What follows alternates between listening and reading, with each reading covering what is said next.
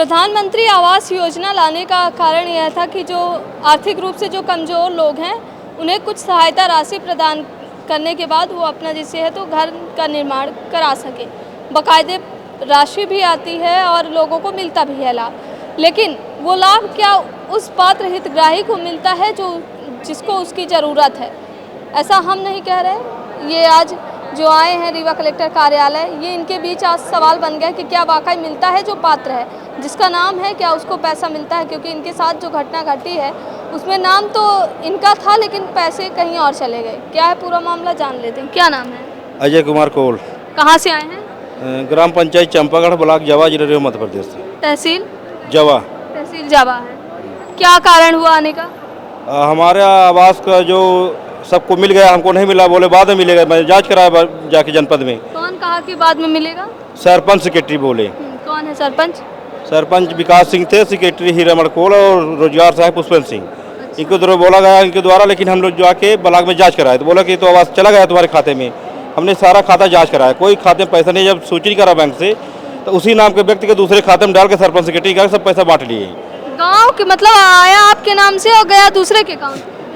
उसी नाम वो गांव में 5 लोग रहते हैं, एक आदमी के नाम के।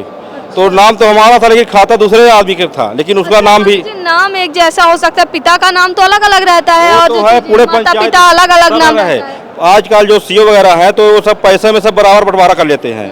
हमारे ग्राम पंचायत चंपागढ़ में कम से कम 200-400 कॉलोनी ऐसे है कि अगर जांच कराई जाए तो फर्जी वाला मिलेगा, लेकिन कोई सुनने वाला नहीं। हम 2 साल से बराबर कलेक्टर साहब को आके अर्जी दे रहे हैं, लेकिन कोई सुनवाई नहीं हो रही है।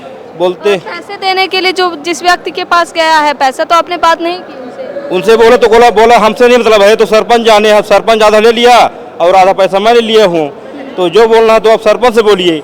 सरपंच बोलते हैं कि हम तुमको 4 साल पेशी कराएंगे और सुप्रीम कोर्ट तक जाएंगे। तो हम बोले कि तुम चोरी और ऊपर से सीना चोरी। वो बोलते हैं कि ये सरकार हमारी है, हम सरपंच हैं और जो चाहेंगे वही करेंगे, कहाँ भी शिकायत कर दो। तो बोला कि तुम 4 साल कहते हो, मैं 10 साल लड़ने को तैयार हूँ पैसे, लेकिन हमारा पैसा शासन को वापस करो, हमको मिले या ना मिले। बोलते हैं कि तुमको मिलेगा नहीं, पैसा ले लो, जो लेना हो 2-4 लाख रुपए। हमने बोला कि आया कितना था पैसा? 1,20,000। 1,20,000 आया था तो दूसरे खाते में गया, लेकिन वो उसमें हमारे पंचायत में जो मजूरी आती है नरेगा का, एक भी हितग्राही को नहीं मिलती।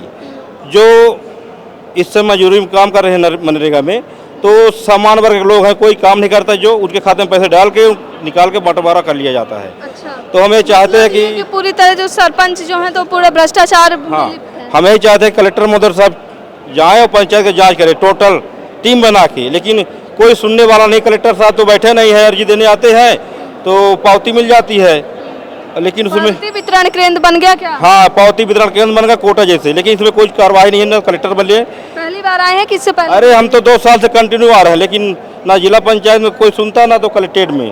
और सबका बराबर हिस्सेदारी है पीएम आवास में, और सूची में ना उन्हीं के आता है जो सरपंच के करीबी रिश्तेदार हैं।